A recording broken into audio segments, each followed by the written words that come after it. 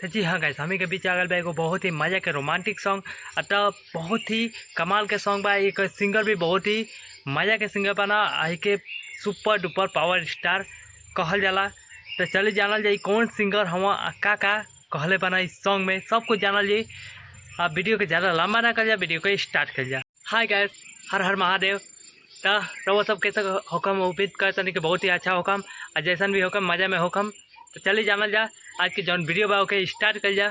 आज के जौन वीडियो बा उ बा हमी के पावर स्टार पवन सिंह के, और इस सॉन्ग के जौन बोल बा दिलवा ले जा रुमाल में। बहुत ही कमाल के इस सॉन्ग बा जौन कि हमी के पावर स्टार पवन भैया के ह।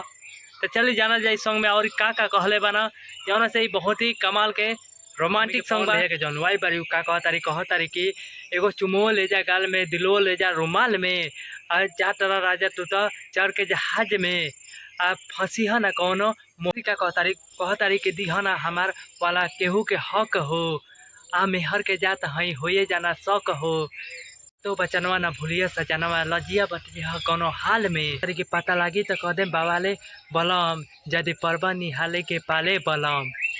तारी कह तारी की आँखी में आई जे हमरा हो आंसू, खालेम जहरिया ये पवन प्रियांशु, कमे कमई है तू निमन से रही है, बदलाव नहीं चाल में। बहुत ही मजा के सॉन्ग भाई हमी के पावर स्टार पवन भैया के, और इस हल्का मचा रहा बा ये सॉन्ग और ट्रेंड कर रहा बा ये सॉन्ग।